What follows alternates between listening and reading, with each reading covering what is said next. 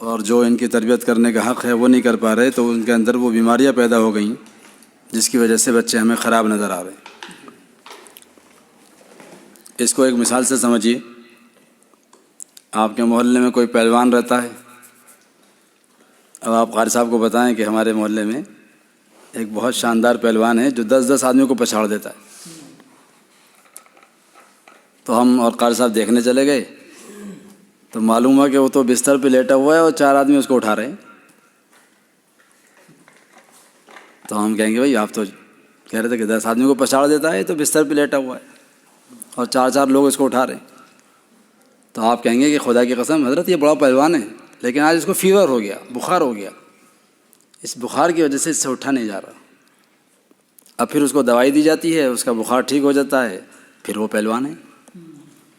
ایسے ہمارے بچے بہت پیارے بچے ہیں، بڑی صلاحیتوں کے ہیں، لیکن یہ جو کمزوریاں نظر آ رہی ہیں یہ بچوں کے اندر، اس کی بنیادی وجہ یہ ہے کہ ہم نے ان کی صحیح تربیت نہیں کی ہے۔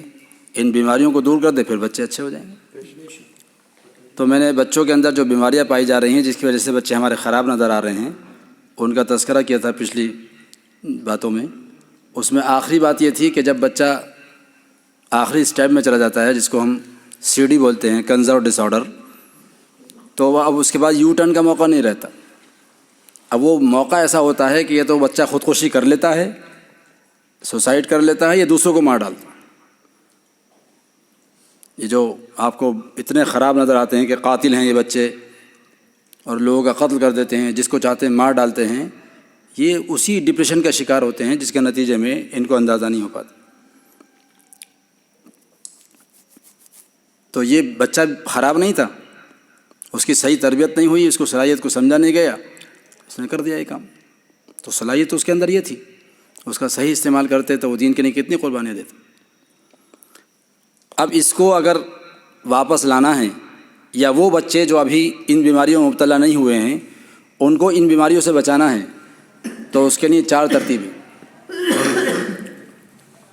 جو اس طرح کے بچے برائیوں میں مبتلا ہو جاتے ہیں یا بیماریوں میں مبتلا ہو جاتے ہیں، تو ان کے لیے باقاعدہ ریہیبلیٹیشن سینٹر بنائے گئے ہیں، کیونکہ نشے میں مبتلا ہو جاتے ہیں بچے اور نشہ چھوڑنا ان کے لیے آسان نہیں ہوتا، تو ان کے لیے ریہیبلیٹیشن سینٹر بنائے گئے جس میں رکھ کر ان کی شراب چھڑائی جاتی ہے۔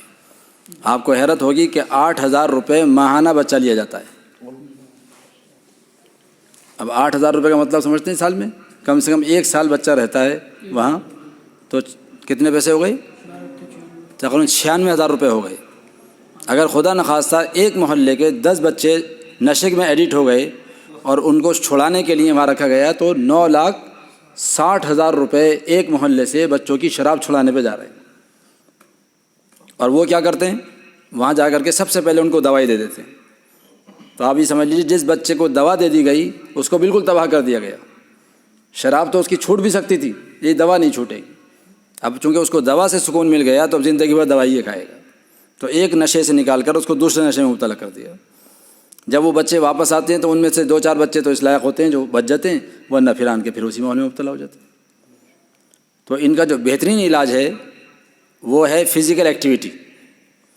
اگر ان بچوں کو اپنی نگرانی میں اچھے کھیل کھلائے جائیں، جس میں سب سے شاندار کھیل فٹ بال کھیل ہے، تیراکی ہے، گھڑ سواری ہے، یہ 3 ایسے کھیل ہیں کہ اگر بچوں کو یہ کھلائے جائیں تو اولاً تو وہ بچے ان میں مبتلا نہیں ہوں گے، اور خدا نخواستہ ہماری غلط تربیت کی وجہ سے وہ بچے خراب ہو گئے ہیں تو ان کھیلوں کی وجہ سے وہ واپس آ سکتے۔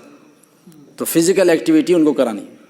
الحمدللہ اللہ نے ہمیں توفیق دی، ایسے بچوں کو ہم نے تلاش کیا اور فٹ بال ان کو کھلائی، تو الحمدللہ وہ بچے، ان میں زمین آسمان کا فرق ہے، آپ دیکھیں گے تو حیرت کریں گے۔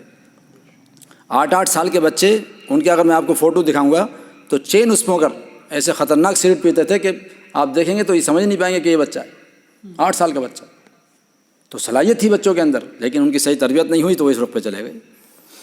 دوسرے، اگر ان بچوں کو بچانا ہے تو اس کے لیے فوڈ تھراپی آتی ہے، اچھی غذاؤں کا استعمال کرایا جائے۔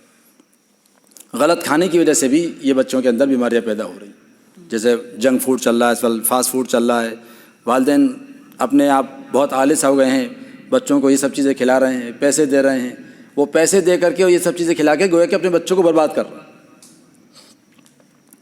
اور تیسرے، اسپیچر تھراپی، جو دماغی، ہمارے ہاں اس کو مراقبہ بولتے ہیں، ان کا ذکر کرایا جائے، ان کو اچھا ماحول دیا جائے، ان کو نمازیں پڑھوائی جائیں۔ نماز اگر سکون کے ساتھ پڑھی جائے گی تو یہ اس بیماری کا بہترین علاج ہے۔ خاص طور سے ہمارے یہاں جو صلاۃ التسبیح کی نماز ہے، اگر ایسے بچوں کو پابندی کے ساتھ وہ نماز پڑھائی جائے گی تو انشاءاللہ ہفتے 10 دن میں بچے ٹھیک ہو جائیں گے۔ اتنی شاندار وہ نماز ہے، نماز کے طور پر ہی اس کو پڑھنا ہے۔ پیغمبر نے اس کی بڑی فضیلت بیان کی ہے، اپنے چچا کو خاص طور سے اس کو بتایا تھا، چونکہ وہ بہت ہائپر ایکٹیویٹی کے تھے، تو ان کو بتایا تھا کہ آپ یہ پڑھا کرو، تو صحابہ پڑھتے تھے اس کو۔ تو یہ اس کا بہترین علاج ہے۔ تو دوا اس کا علاج نہیں ہے اصل، یا تو ان کو فزیکل ایکٹیویٹی کرائی جائیں، اپنے گھروں میں اس کا ماحول بنایا جائے۔ ایجیلیٹی گیمز آ رہے ہیں، چھوٹے چھوٹے گھروں میں بھی بچوں کو کرائے جا سکتے ہیں۔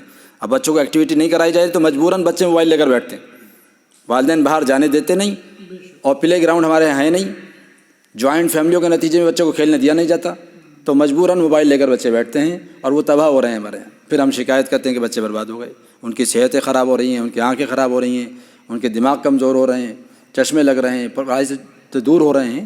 یہ اس کی بنیادی وجہ یہ ہے کہ ہم تربیت کرنا جانتے نہیں۔ تو یہ باتیں کیوں پیدا ہوتی ہیں، اس کے کیا کیا ریزن ہیں، انشاءاللہ وہ کل آپ کے سامنے پیش کروں گا۔ اللہ تعالیٰ مجھے بھی آپ سب کو بھی اپنی ذمہ داریوں کا احساس نصیب فرمائے۔ ہمارے بڑے پیارے بچے ہیں، ہمیں ان کی صحیح تربیت کی توفیق نصیب فرمائے۔ وآخر دعوانا الحمد